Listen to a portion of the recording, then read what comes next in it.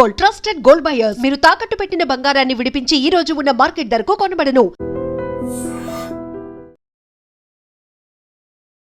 Hello views, welcome to I dream media.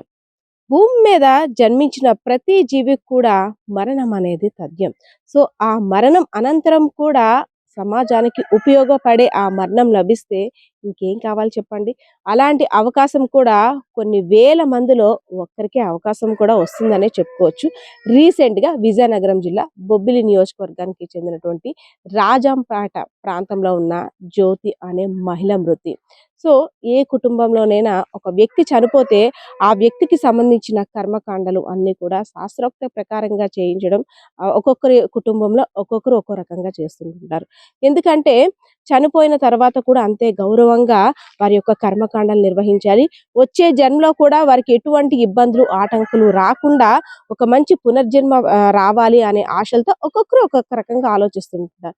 కానీ మరికొంతమంది చనిపోయిన తర్వాత కూడా మా ఇంట్లో ఉన్న కుటుంబ సభ్యుల పేరు చిరస్థాయిగా చరిత్రలో నిలిచిపోవాలి. ఎందుకంటే ప్రస్తుతం సమాజం చూస్తున్నాం, సగానికి సగం స్వార్థంతో కూడుకున్నదే. కనీసం శవాన్ని కూడా, అంటే ఎవరికైనా ఉపయోగపడుతుందంటే శవాన్ని కూడా ఇవ్వడానికి ఇష్టపడరు. కానీ అలాంటిది ఒక అడుగు ముందుకేసి ఈ ఎవరైతే మృతి చెందారో మహిళ జ్యోతి వారి యొక్క కుటుంబ సభ్యులు ఒక అడుగు ముందుకు వేసి సమాజానికి ఉపయోగపడే విధంగా ఒక నిర్ణయాన్ని తీసుకున్నారు. కొద్ది రోజుల క్రితం ఆ జ్యోతి ఎవరైతే మృతురాలు ఉన్నారో అనారోగ్యం కారణంగా విజయనగరం జిల్లా పెద్ద ఆసుపత్రిలో జాయిన్ అయ్యారు. అనారోగ్యం ఇంకా రోజు రోజుకు కూడా ఆరోగ్యం క్షీణించిపోయింది. ఇంకా చనిపోవడం తప్పితే ఇంకా బ్రతికే అవకాశాలు అయితే లేవని చెప్పేశారు. ఎంతో ఆశగా ఎదురు చూస్తున్న కుటుంబ సభ్యులకి ఒక విషాద వార్త, మీ భార్య మరణించిందని. సో వయసుకు వచ్చిన కూతురు కూడా ఆ తల్లి ఇంకా మరణించిందనే వార్త ఎప్పుడైతే చెవున పడిందో ఆ దుఃఖం ఆగటం లేదు. చనిపోయిన అమ్మని తీసుకువెళ్ళి అసలు నేను ఎన్ని కార్యక్రమాలు చేయాలి, ఏం చేయాలో కూడా నాకు తెలియదు. ఎందుకంటే అమ్మ ముత్తైదు కాబట్టి ప్రతి కార్యక్రమానికి హాజరయ్యేది. కానీ ఇప్పుడు అమ్మ లేదు, అసలు ఏ పూజలు చెయ్యాలో, అమ్మ కోసం నేనేం చెయ్యాలో కూడా తెలియని పరిస్థితిలో ఉన్నాను రా దేవుడా అంటూ తల బాదుకొని అక్కడ ఏడ్చింది. మరి కొంతమంది వచ్చి మీ అమ్మగారి మృతదేహాన్ని మెడికల్ కళాశాలకి అప్పజెప్పినట్టయితే నలుగురు డాక్టర్స్ వాటికి ఉపయోగపడుతుంది మీ అమ్మగారి యొక్క శరీరం అని చెప్పగానే ఆలోచించడం మొదలుపెట్టారు కుటుంబ సభ్యులు. ఎవరైతే ఆ జ్యోతి ఉన్నారో ఆమె భర్త వెంటనే నా భార్య ఒక మృతికి ఎప్పుడైనా సరే ఒక అర్థం ఉండాలి, తన మరణం కూడా నలుగురికి ఉపయోగపడే విధంగా ఉండాలని తన భార్య యొక్క 2 కళ్ళకు సంబంధించిన కార్నియాన్ని దానం చేయడంతో పాటు ఆ పార్థివ దేహాన్ని కూడా మెడికల్ కాలేజ్కి అప్పగించారు. సో వారి ఆలోచనకి మనందరం కూడా హ్యాట్స్ ఆఫ్ చెప్పాలి కదా. ఎందుకంటే ముత్తైదువుగా మరణించినటువంటి మహిళకి చాలా ఇంపార్టెన్స్ ఇస్తారు. ఆమె అంటే ఆ ముత్తైదుగా చనిపోవడం ఒక వరంగా భావిస్తుంటుంటారు మన హిందూ సాంప్రదాయాల్లో. అదేవిధంగా చనిపోయిన తర్వాత కర్మకాండాలు అందరికీ, చుట్టాలకి, బంధువులకి అందరికీ చెప్పుకోవడం, 11 రోజుల పాటు ఆ సంతాప దినాలు అన్నీ కూడా పాటిస్తుంటారు.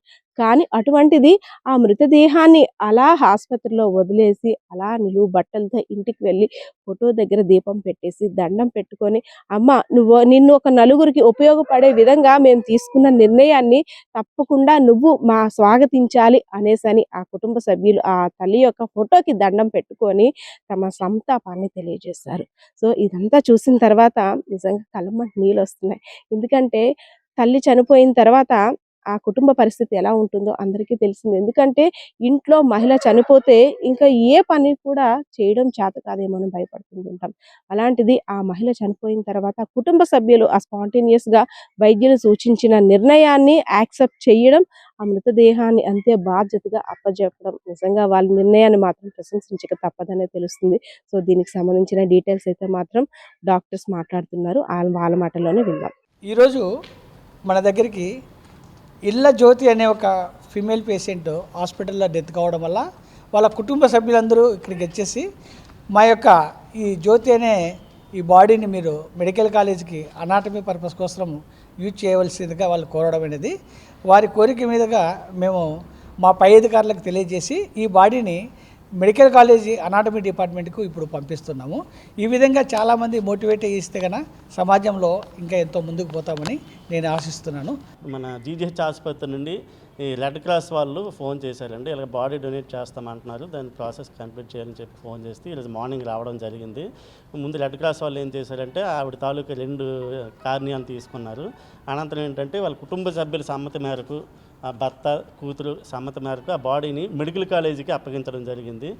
మెడికల్ కాలేజీకి ఎందుకు అప్పగించడం జరిగిందంటే మెడికల్ కాలేజీలు విద్యార్థులకు ప్రయోగపరంగా ఉపయోగపడుతుందన్న ఉద్దేశంతో ఈ బాడీని ఈరోజు మెడికల్ కాలేజీకి డాక్టర్ ఆనంద్ కుమార్ గారు అలాగే ప్రిన్సిపల్ మేడం గారి సమక్షంలో ఈ బాడీని అందజేయడం జరుగుతుంది.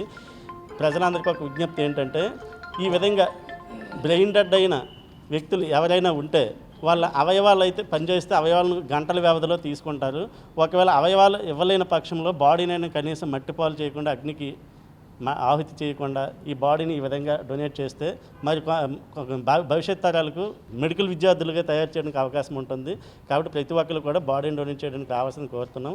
అవకాశం ఉన్నంత వరకు అవయవాలను కూడా దానం చేయాలని మరోసారి విజ్ఞప్తి చేస్తున్నాం. అవయవాలు దానం చేయడం వల్ల ఏమంటే మరి కొంతమంది ప్రాణాలను కనీసం 8 నుంచి 10 మందికి ప్రాణాలను కాపాడవచ్చు. ఈ విధంగా ఏంటంటే మరణించిన తర్వాత కూడా మనం జీవించవచ్చు అనే నినాదంతో మేము ఈ అవయవదానం గురించి ప్రజల్లో అవగాహన కల్పించడం జరుగుతుంది.